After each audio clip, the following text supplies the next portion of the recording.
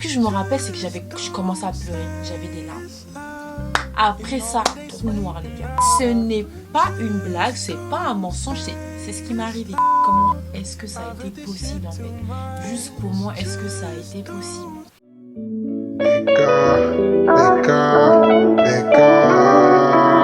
Paul House.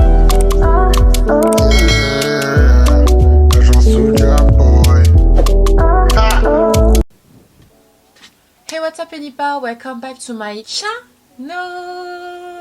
Aujourd'hui, on se retrouve pour une petite vidéo.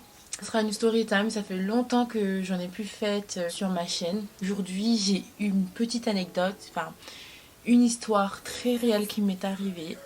Une dinguerie. Jusqu'au jour d'aujourd'hui, quand du coup j'essaie d'y repenser à ce moment-là, je me demande en fait comment est-ce que ça a été possible en fait.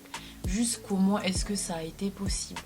But anyway, avant de regarder cette vidéo, abonne-toi, aime la vidéo et surtout commente en fait ton avis, commente du coup ce que tu as pensé de mon histoire. Je tiens à préciser que au jour d'aujourd'hui, enfin je vais très bien.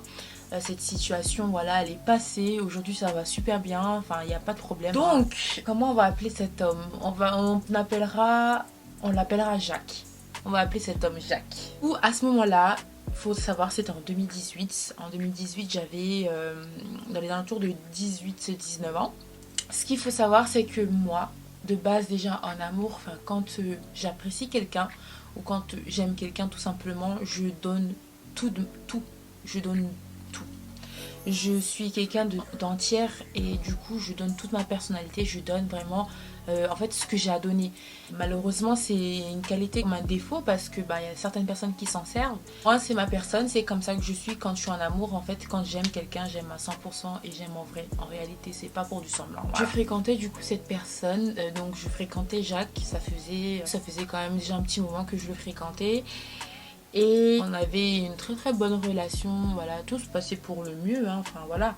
Un jour on s'était vus, on a passé l'après-midi ensemble, chacun est rentré chez soi. Dites-vous, on n'était pas en embrouille, on n'était pas en guerre, enfin voilà. Tout s'est passé pour le mieux et puis voilà, chacun est rentré chez soi. Soir, aux alentours de 18h, je reçois un message du coup de sa part. Et en fait, dans ce message-là, de ce que je me rappelle moi, c'est qu'en fait il me disait que voilà qu'il avait fait la rencontre de quelqu'un d'autre, qu'il pense fortement que cette personne là du coup est sa femme parce que du coup en termes de relation ça se passait super bien entre eux et tout, etc. Bref, un long message pour me dire en gros que il faut qu'il me dise que voilà il a rencontré quelqu'un et que cette personne là c'est plus quoi, c'est pas juste une personne, une amie ou quoi que ce soit. Moi quand je lis le message, c'était le soir hein. Je lis le message, je me suis dit attends, est-ce que c'est moi qui a mal lu ou c'est quoi? Est-ce que c'est moi qui lis mal ou c'est quoi? I don't understand, I don't get it, c'est quoi? Donc je relis encore le message et tout. Et j'ai de là mon cœur qui commence à battre, la chamade. Mon cœur il commence à battre comme ça, pas. On dirait que je commençais à faire une crise d'angoisse en fait. Genre je commençais à paniquer, mon cœur il palpitait. Pour être sûre, il y avait ma soeur qui était au salon. Elle regardait la télé.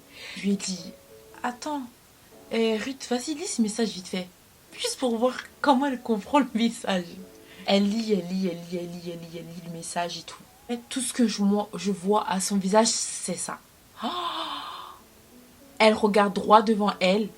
Quand elle fait ça, moi je quitte le salon pour partir dans la cuisine. Et genre je regarde la fenêtre en face de moi. Parce que dans la cuisine du coup il y a une fenêtre. Je regarde la fenêtre en face de moi. Et je la regarde comme ça. Et tout ce que je me rappelle c'est que je commençais à pleurer. J'avais des larmes. Après ça, trou noir les gars. Trou noir. Quand je vous dis que c'est trou noir, jusqu'au lendemain matin je me retrouve à l'hôpital. Trou noir, je ne sais pas ce qui s'est passé, trou noir. Pour la suite de l'histoire, c'est mes sœurs, c'est ma maman, mon papa, ma famille en fait qui m'ont raconté en fait tout ce qui s'était passé. Apparemment, donc j'étais dans la cuisine, je suis revenue au salon. Apparemment, je commençais à rigoler, je commençais à pleurer en même temps et je disais ouais que Jacques est trop méchant et je rigolais, je suis partie dehors. le soir, apparemment à 22 h là-bas. Je suis partie sur la terrasse, je me suis assise sur les marches, je rigolais, je pleurais des grosses gouttes, apparemment des grosses larmes. Je pleurais, je disais ouais, Jackie il est trop méchant et tout. Non mais je tiens à préciser, ce n'est pas une blague, c'est pas un mensonge, c'est ce qui m'est arrivé. Je commençais à rigoler, et tout ça et tout ça.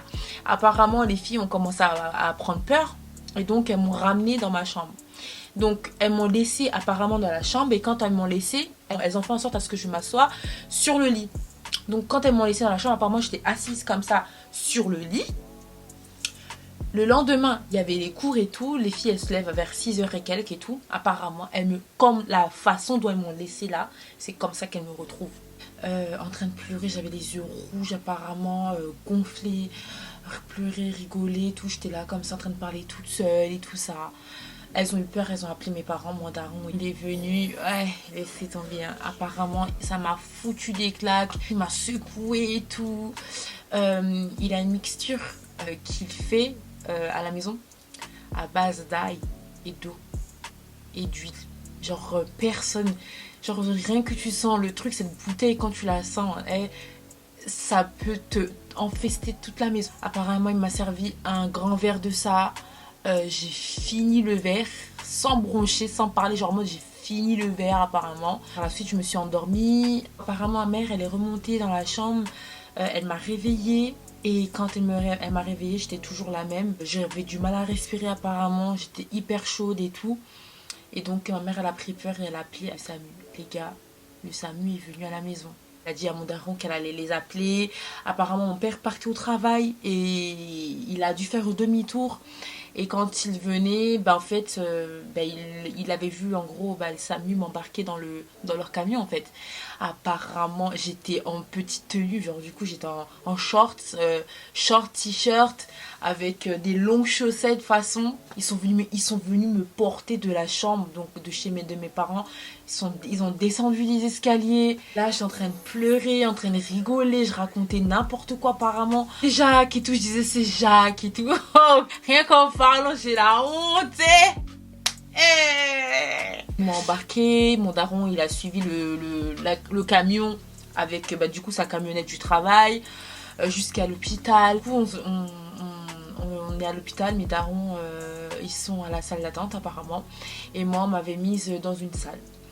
Et en fait, il y avait au moins 4-5 docteurs en face de moi. Ils ne savaient pas par où commencer, ils ne savaient pas quel examen commencer, quoi faire.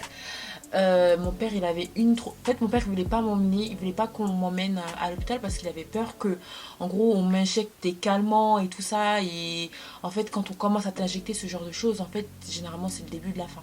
Très, très clairement. Sur le coup, oui, c'est vrai, ça te calme, voilà. Mais en tout cas, c'est le début de la fin. Donc mon père il avait trop peur, il voulait pas du tout qu'on m'injecte quoi que ce soit. Et apparemment il y avait 4-5 médecins devant moi. Ils se demandaient en fait qu'est-ce qu'ils font, par quel examen ils commencent, qu'est-ce qu'ils font et tout. Et moi je faisais que de pleurer, rigoler, je parlais toute seule, j'étais dans mon monde, j'étais dans ma bulle. Moi tout ce que je me rappelle du coup, voilà, c'est parce que ça pour moi c'est le lendemain, donc c'est le lundi, donc quand on m'emmène à l'hôpital, moi je me rappelle tout simplement que j'étais couchée. C'est que quelqu'un est venu à côté de moi. Et cette personne commence à me parler. Elle me parle, elle essaie de me parler en fait normal. En gros, tu t'appelles comment? Qu'est-ce que je fais dans la vie? Et pourquoi t'es là? Et moi, en fait, tout ce que je me rappelle, c'est que cette personne, je l'entendais au loin. J'essayais de la répondre normalement. Mais apparemment, je répondais pas. Genre, je criais et tout. Enfin, à un moment, je sais pas, il a dit un truc drôle, j'ai rigolé.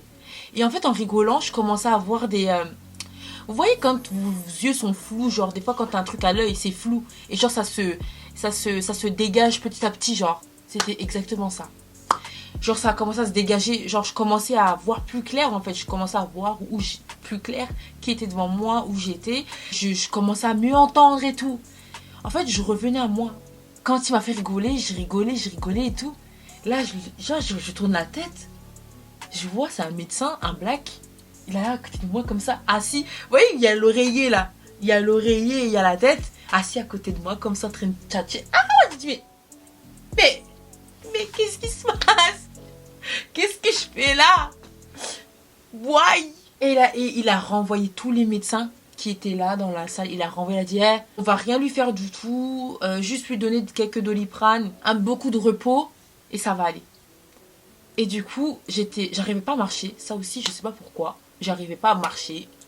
Et donc, ils m'ont posé dans la chaise roulante. Et ils m'ont emmené voir mes darons dans la salle d'attente. Et j'ai dit, mais qu'est-ce que je fais là? Je leur ai dit, mais qu'est-ce que je fais là? Qu'est-ce que je fais là en chaise roulante? Pourquoi j'arrive pas à marcher? Et de là, mon père, il a commencé à tout me raconter. Il m'a tout raconté, tout raconté. Et donc, eux, ils disent que du coup, j'ai subi un choc émotionnel. Et apparemment, ça arrive. C'est rare, mais ça arrive. Et ce choc émotionnel-là m'a fait perdre la tête, tout simplement. Et m'a fait perdre, du coup, le contrôle de mon corps. D'où le fait que j'arrivais pas, en fait, à marcher. Et le soir même, je suis rentrée. On m'avait mise en arrêt parce qu'apparemment, il fallait que je me repose et tout ça. Et avec le Jacques en question, du coup, moi, j'avais pris la décision de complètement arrêter. Parce que, en fait, je m'étais rendu compte que pour que un homme, un être humain, puisse te conduire à ce genre de situation, c'est chaud. Faut le faire quand même pour arriver à ce stade-là. Et donc j'avais pris la décision d'arrêter. J'avais également pris la décision de m'expatrier en Angleterre. Et de là aussi, ça a été le début de nouvelles aventures. Et ça, ce sera du coup pour une autre story time. Je vais vous raconter du coup mes péripéties en Angleterre. Eh Dieu, j'ai fatigué. En tout cas, petit conseil, comme d'habitude, les filles et même les gars, mais personne, mais ni pas. Un conseil d'amis,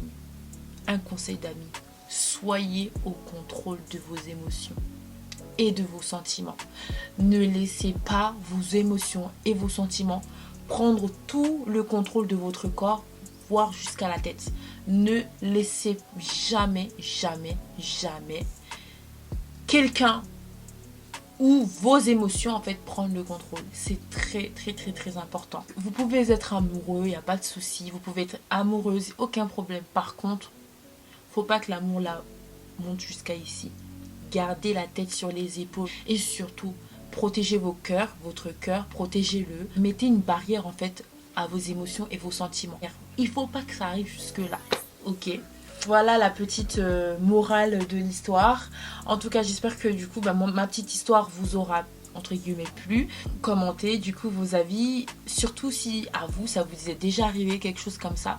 Parce que moi, je vous dis, jusqu'au jour d'aujourd'hui, quand j'y pense, je me dis, mais comment est-ce possible en fait? Genre, le corps humain, c'est trop waouh! Comment est-ce possible d'en arriver jusque là quoi? Comme j'ai dit, on se retrouvera pour une autre story time pour mes péripéties. Angleterre là-bas aussi. Hey. Gros bisous! N'hésitez pas, comme je vous ai dit, à vous abonner, à aimer cette vidéo, partager cette vidéo. Voilà, on essaie d'atteindre les 1000 abonnés. Donc vraiment, ça me ferait hyper plaisir d'atteindre ces 1000 abonnés là. Gros bisous, bye!